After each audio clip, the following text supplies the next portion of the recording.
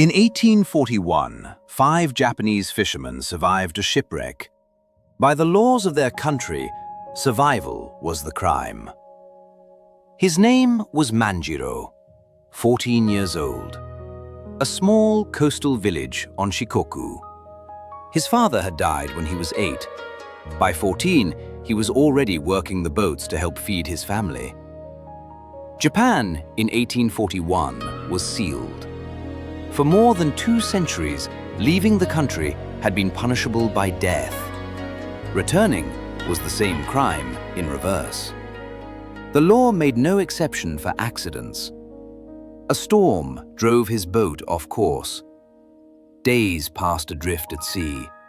Then came Torishima, a volcanic island in the open Pacific with no fresh water. 5 castaways survived there for more than 5 months. They drank rainwater. They ate seabirds. Finally, an American whaling ship spotted smoke rising from the island. Its captain, William Whitfield, brought them aboard. The other 4 asked to be left in Hawaii. Manjiro asked to stay. Whitfield agreed. He took the boy home to Fairhaven, Massachusetts. One of the first Japanese people known to live in the United States was now a teenager in a New England port town. He went to school. He learned English, mathematics, and navigation. He apprenticed as a cooper.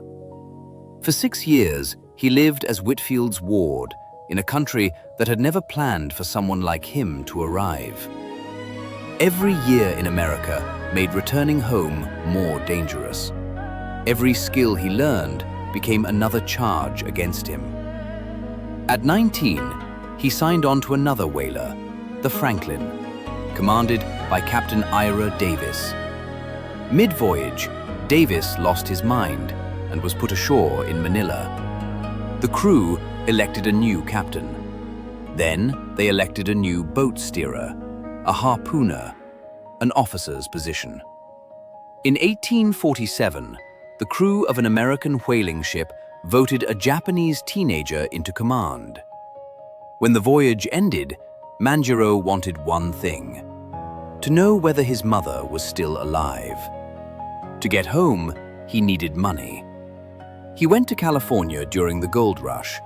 He worked the gold fields for a few months. He earned enough for the journey. Then he bought a small whaling boat and set a course for Japan. He knew the law waiting on the shore. 2 of his former crewmates agreed to go with him. They reached Okinawa in 1851. They were arrested the moment they landed. The interrogations lasted more than 2 years.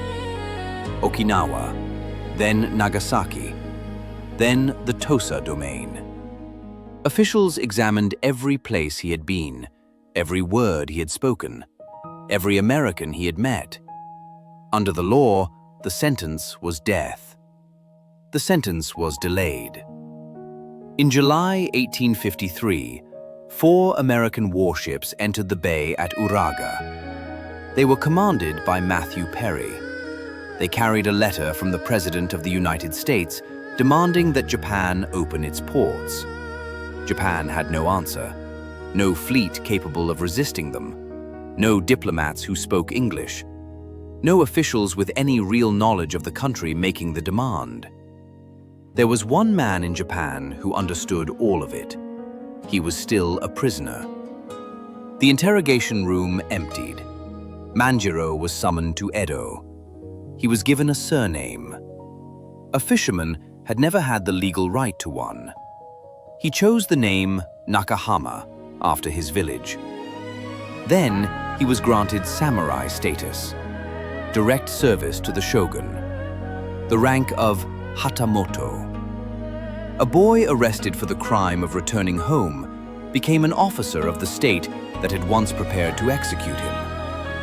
He advised the shogun on the country now negotiating with Japan. He wrote the first practical textbook for teaching English in Japan. He translated the standard American navigation manual. He later taught at what would become the Imperial University of Tokyo.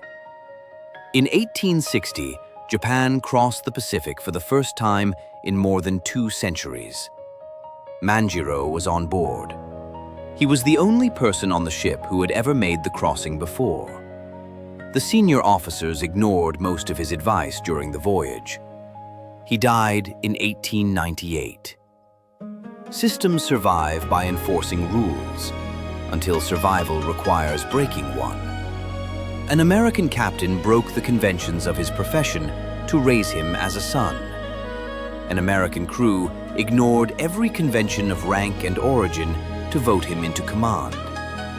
An empire broke a law that had stood for 200 years to place a sword at his side.